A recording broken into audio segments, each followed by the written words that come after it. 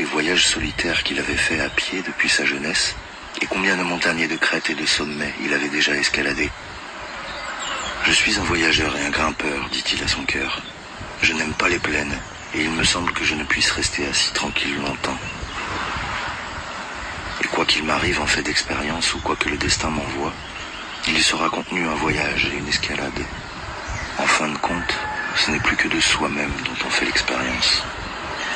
Le temps est écoulé où il pouvait y avoir des hasards pour moi, et que pourrait bien-il m'arriver maintenant qui ne me serait pas déjà propre? Il ne fait que revenir. Il ne fait enfin que retourner à moi, ce moi qui m'est propre, et de ce qui lui était depuis longtemps au loin et dispersé parmi tous les objets et les hasards, cela revient aussi. Et je sais encore une chose, maintenant je me trouve devant mon dernier sommet, et devant tout ce qui m'a été réservé le plus longtemps. Hélas, il faut que je suive mon chemin le plus dur. J'ai commencé mon voyage le plus solitaire. Mais celui qui est de mon espèce, celui-là n'échappe pas à une telle heure. L'heure qui lui dit, c'est maintenant seulement que tu vas ton chemin de la grandeur, sommet et abîme. Tous deux maintenant sont confondus. Tu vas ton chemin de grandeur. Maintenant ce qui était ton suprême danger est devenu ton suprême refuge. Tu vas ton chemin de grandeur. Il faut que ce soit maintenant ton courage le meilleur de n'avoir plus de chemin derrière toi. Tu vas ton chemin de grandeur. Personne ne doit se glisser à ta suite. Ton pied lui-même effacera derrière toi le chemin et au-dessus est écrit « Impossibilité ». Et s'il te manque même toutes tes échelles, il te faut savoir grimper sur ta propre tête. Comment voudrais-tu autrement t'élever? Sur ta propre tête et par-delà ton propre cœur. Maintenant, ce qu'il y a de plus doux en toi doit devenir ce qu'il y a de plus dur. Celui qui sait beaucoup ménager, celui-là devient finalement un malade de tant s'être ménagé. Béni soit ce qui rend endurant. Je ne loue pas le pays où coule le beurre et le miel. Apprendre à détourner les yeux de soi-même pour voir beaucoup de choses. Cette dureté est nécessaire à tous ceux qui gravissent les montagnes.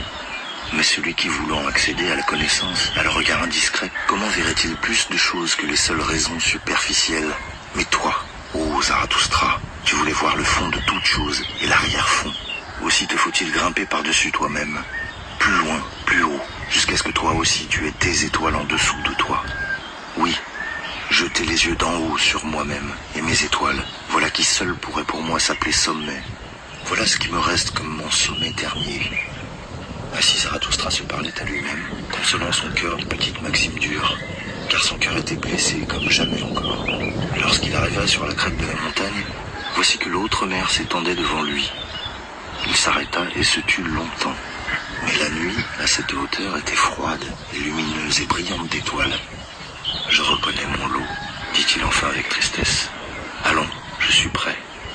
Ma dernière solitude vient de commencer. Ah, cette mer noire et triste en dessous de moi. Ah, chagrin gravide et nocturne. Ah, destin et mer, c'est vers vous qu'il me faut descendre. Je suis devant ma montagne la plus haute et mon voyage le plus long. C'est pourquoi il me faut d'abord descendre plus bas, que je ne suis jamais descendu. Plus bas, jusqu'au plus profond dans la douleur. Plus profond que je ne suis jamais descendu. Jusqu'au cœur de son flot le plus noir.